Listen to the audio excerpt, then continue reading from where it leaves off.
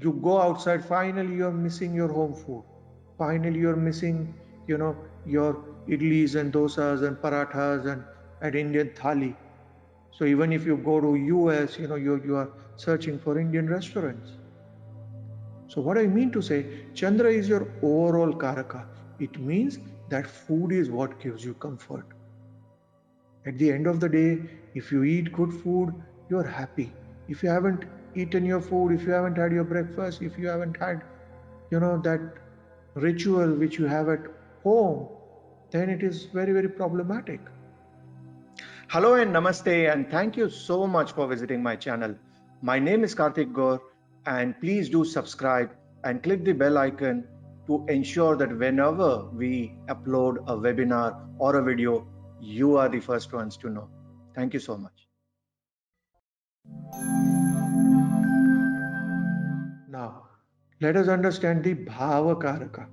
Okay, this is something we did before, but there are a couple of additions I have put in, and I have put some, other Karakas as well. On the right side, I have kept it as clean. On the left hand side, the North Indian chart or the diamond chart, I've added some secondary Karakas also. Right? So I'm going to zip it fast because this is something that most of you already know. Okay, Surya is the Karaka for Lagna. Now there is no debate, there is no confusion, and Surya is not going to give a space for any other planet to become the Karaka for Lagna. Okay, but what happens is sometimes there are two ways by which your Lagna can operate based on the directional strength. And who gets Digbala in the Lagna? One is Jupiter, one is Mercury. So Surya is going to give you growth either by the process of learning or becoming a subject matter expert, Jupiter, or by Mercury by completely making money, becoming a great businessman. Okay, so one is the Jupiterian way. Hey, I will shine, but my shining is more of the Jupiterian way. I might not be recognized as somebody who is very rich and famous. At least not rich, but somebody who is highly educated, somebody who is a subject matter expert, somebody whom a lot of people look up to. The other way is the Digbal of Mercury, which is that, hey, Mercury would say that, hey, I'm rich and famous. Rich and famous. That is a Mercury thing. Credible and well known is a very Jupiter thing. Right?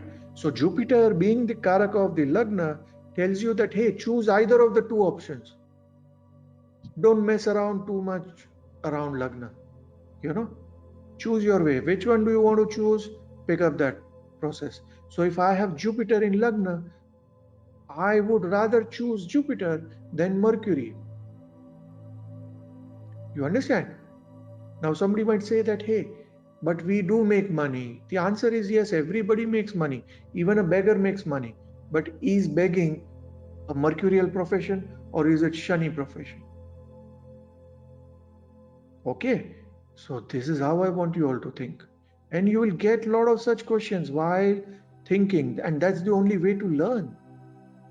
You have to challenge every thought that comes to your mind, and you have to play a lawyer's role and defend the argument and destroy the argument within your own self, and then you can learn better. It's like a double role. It's like you are standing in front of the mirror and you are a lawyer for yourself, and you are going to sort of fight with that argument also. Then the true answers will start coming. Whereas if we all talk about the second house, Jupiter, wow, Jupiter is absolutely Dhanakaraka, because the thought process of Jupiter is purely about that, hey, wealth is in the second house. But then wealth can be again created by two factors. One is your speech. So Mercury becomes a significator for speech as well. And the second one is Moon, your family. So Mercury can be your speech or your absolute sort of currency wealth, because when the scriptures were written, you have to understand that there were no dollars. So a lot of the dhana was associated with godhana, your cattle field was your wealth, your food was your wealth, your ghee was your wealth, your yogurt, your curd, generally everything related to your family, it was more like a Suraj Barjatiya way of thinking. But if we are going to sort of tinker a little and put it in today's context, Mercury is your currency. Mercury is also your wealth. Right? Now that wealth can come by the power of your speech. Whether you are consulting, whether you are a speaker, or whether you are sort of doing your marketing, whether you are doing catalogs, or whether you are doing decoding, whatever it is, something which you sell becomes Mercury. Something which is something which you own, and then it expands, is your more like a Chandra sort of a thing. Yeah, but they all work under Jupiter. So ultimately it is Jupiter which is the Dhanakaraka. Okay? The third house is Mangal. There is no dispute to that. Mangal is going to say that, hey, third house is your way to fight. Now the third lord, natural third lord, is Gemini. Hence there is always a fight between the power of sword and the power of pen, because the third house is also associated with writing. So the fight is always there between Mars and Mercury, that, hey, is my sword stronger or is your pen stronger? But the fact of the life is that it is the army which is going to make a country secure. But the fact is also there that the power of pen can actually bring down the top politician. And so many times it has happened that top politician has been completely brought down by some journalists because of their columns. In fact, I was seeing a web series called The Scam, which is based on the Harshad Mehta. It is on Sony Live if somebody wants to catch it. But there, it was like this pen is mightier than the sword, because that scam was revealed by a journalist called Sucheta Dalal. And Sucheta Dalal started giving this write-ups about how there is a mismatch and the entries are not there in the SBI, and there is $500 billion which is missing from the SBI accounts because it is not paid by Harshad Mehta, and that is an illegal transaction.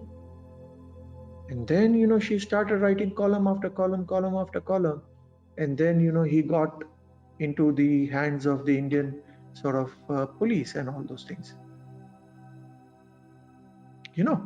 So this is how how when I'm seeing a web series, this is how I'm learning.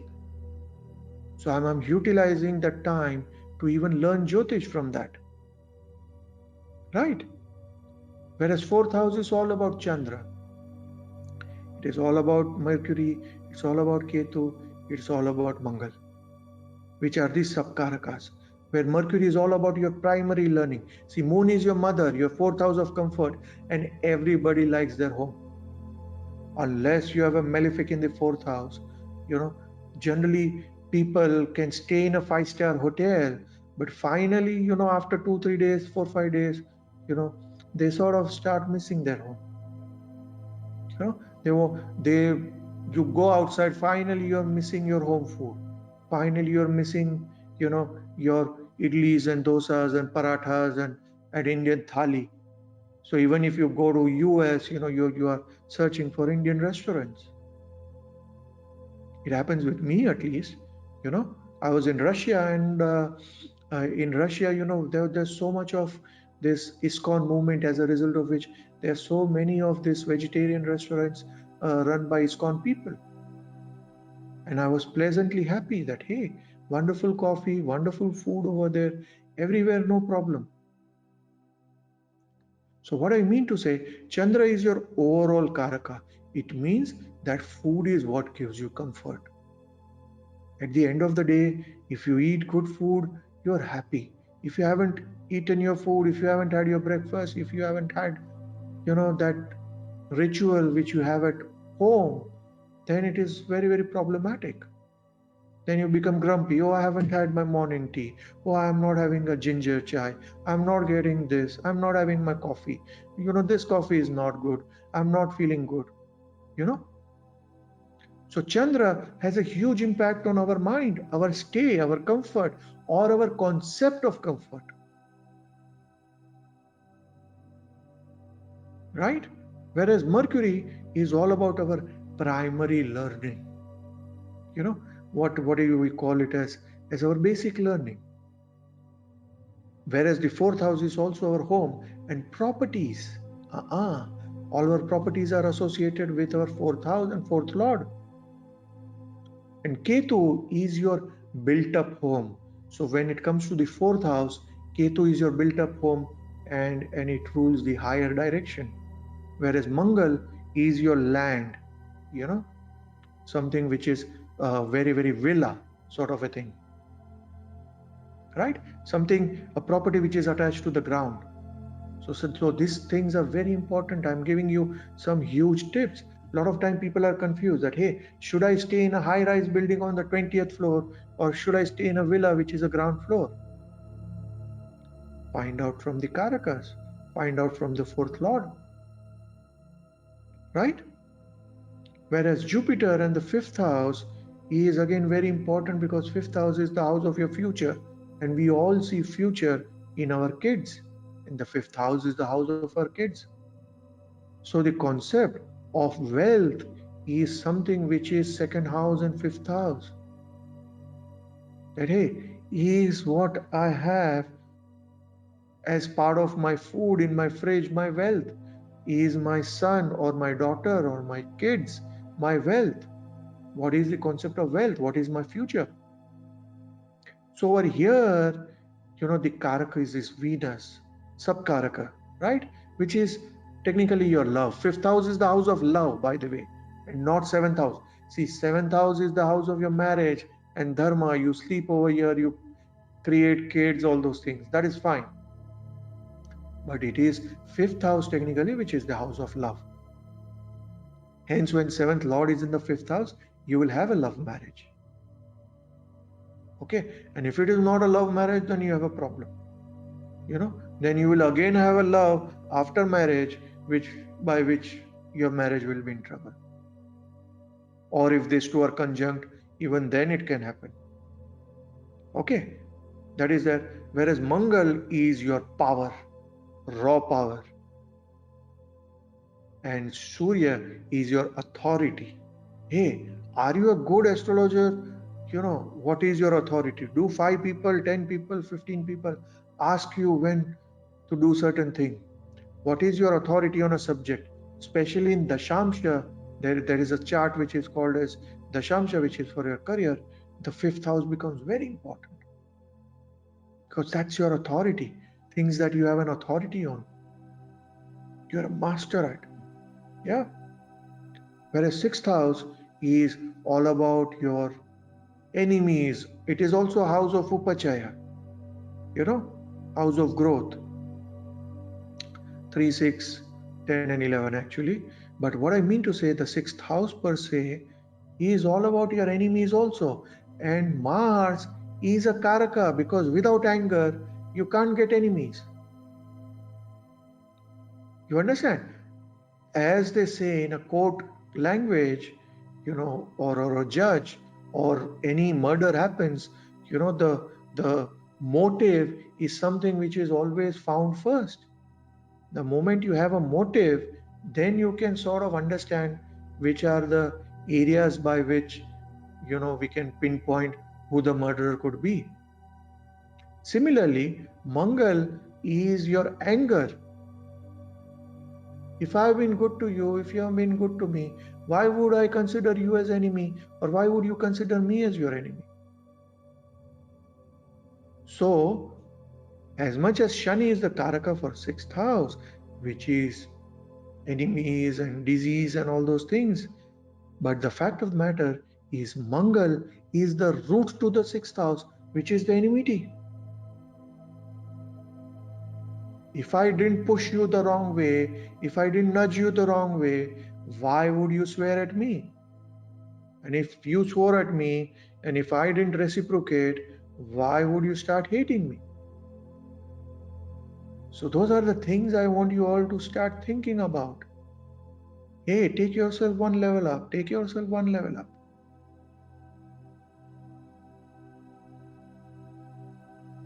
Okay. Then comes Venus. Venus is the 7th house. Karaka for the 7th house. Okay. And to that extent, nobody is complaining because Shukra is your relationship. See, Chanakya is very, very clear that, hey, if you are not going to consummate your marriage, why get married at all? And years after that, the courts also understood, and that is now a very legitimate reason to ask for divorce. That, hey, I'm not sleeping with my wife, or hey, my husband doesn't sleep with me, or hey, I've not consummated my marriage, or we are staying away from each other for more than a year. Now, every country has a different limit to that, but I'm just giving you an example that Shukra, being the Karaka for the 7th house, if the Karaka is not functional, how is the activity functional? It's like if you don't go for work, why are you being paid? Similarly, in a relationship, if after getting married, if there is no physical intimacy, then how are you married? Definitely there will be a drift which will come, and one of the partner or both of the partner will start having somebody in their life, for whatever emotional reason, physical reasons, whatever reasons. Slowly, the marriage will drift off. Right? So the 7th house, Shukra, is very, very important. And when we talk about sexuality, the 3rd house is the house of sexuality, and the 3rd house is the 9th from the 7th. You understand? Which is the dharma of the 7th house, which means that, hey, if you are my husband, you have to sleep with me. Or if you are my wife, you have to sleep with me. And for the higher sort of gains, which is our kids, hence the 5th house is the 11th from the 7th, the gains of the marriage. And it is the house of love. So they say that, hey, even in an arranged marriage, slowly, the couple actually starts loving each other. And sometimes, they are much more in love than the people, who are married, as a love marriage or something. That all depends on, what the avastha of the planet is. But what I mean to say is, this is how you're supposed to look at a chart by simple Karaka and Bhava rules. Okay? Whereas the 8th house is all about Saturn. This is all your Shadripus. This is all your Nija doshas. This is something which is coming. So all your alcohol problems, all your, if you're into drugs, etc., they all come here.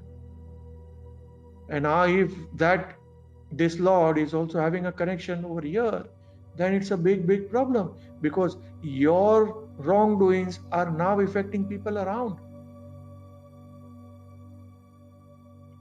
And you can't blame anybody for that, because that's your Nija dosha. Hence, you want to be very, very sort of sure that there is no planet which is sort of complicating your 8th house, because that creates a lot of problem. Yeah, a lot of karma associated. We'll understand that, but I want you all to think about it. When you look at the 9th house, see, 9th house generally is dharma. 9th house is also your religion. So Surya becomes a secondary Karaka also. Your religion, temple, mosque, church, all those things are associated with Surya. You know, the Karaka of Lagna, the one which has the flag. Okay, so Surya to that level is a Karaka for the ninth house, spreading of your religion, spreading of temples. The other day I was watching at the YouTube videos of uh, this Akshardham temple, because there is a beautiful Akshardham temple being built in Abu Dhabi or UAE. And the prince had gone to Akshardham temple in Delhi, and it was such a beautiful sort of a relationship. And then those priests had come to Abu Dhabi in 2019, and the way the prince took them around, holding their hands, so much of love and respect. I was very, very touched. And I was so happy and lucky, that I felt that finally this Surya is getting activated very strongly in the Middle East region. Now with the politics changing, Israel also, now being a very legitimate player, there is a temple now, there is a church now, there is a synagogue now, so that ninth house of Dharma has sort of opened up, that, hey, I can't have this myopic vision that I am only right or my religion is right. I need to have a bigger concept and understand different ways. I need to debate with people. I need to understand other people's point of view. I will only end up learning by debating with intelligent people. That is Jupiter in the ninth house. So Jupiter is not a radical planet. That's the reason it loves debates. That, hey, I'm okay, please tell me if I'm going wrong somewhere, if I need to sort of change something. Was I wrong? Am I right? What can I do? And hence the ninth house is also the house of global. Your change of countries, everything is associated with ninth house. Your luck is associated with your ninth lord and Jupiter. I want you all to start thinking in those terms and sort of start writing. Start writing about those things. It will give you a better understanding of Jyotish. Then comes the 10th house Mercury. Now over here, this is the primary Karaka, but we all know there are secondary Karakas, which is Surya, Jupiter and Saturn. One which is your hard work, which is Saturn. Mercury is your initial learning, right? Whenever we give a CV to somebody, initial part is the Mercury, that, hey, I've studied in so and so college, I've done a diploma here, I'm a postgraduate, or I'm PhD or whatever, blah, blah, blah. Then comes the Saturn part of it, the experience part of it. Then comes the Jupiter part of it, which is your remuneration. And then comes the Surya part of it, which is the work itself, based on which, all those skill set, you get the work, because Surya is the king. Or whoever is your boss is almost like Surya. He is the king of the organization. And depending on all those things in the CV that you have written, he or she decides that, hey, you are fit for the job, and hey, why don't you start from 1st of January? It would be nice and we would love to have you. So and so is your remuneration, so and so are your work hours, and so is your key result area, and this is what you are supposed to do. Right? Very interesting. Then Jupiter is your Karaka for the 11th house, your absolute gains. So when we talk about our work, we talked about the importance of Jupiter, because Jupiter is ultimately your remuneration. And Jupiter is Karaka for 4 houses. You see here, Jupiter is 2, 5, 9 and 11, and a secondary Karaka for the 10th house. So Jupiter in a horoscope becomes extremely important. Jupiter's transit becomes extremely important. Jupiter even sneezing becomes extremely important because it has got so much of impact in your horoscope. Okay, and last but not the least is the 12th house, where Saturn is the Karaka, your discipline. Shukra is your bed pleasures, your sexuality, all those things. Ketu is your Moksha Karaka. You know, are you sleeping with somebody, or are you thinking, who am I going to sleep with next? Or are you thinking about, hey, I want to meditate? Both are like sleeping, samadhi, but the activity done is completely different. In meditation, you are spiritually rising, and in Venus, you know what it is, right? And all these three, funnily, Saturn, Venus, and Ketu, they all form a yoga, which is called as Tapasvi Yoga. So if you have any of the planet, let's say in my case, I have Venus and Ketu in Lagna and Saturn in the 4th house, it is aspecting the combination. So to that extent, Tapasvi Yoga is there.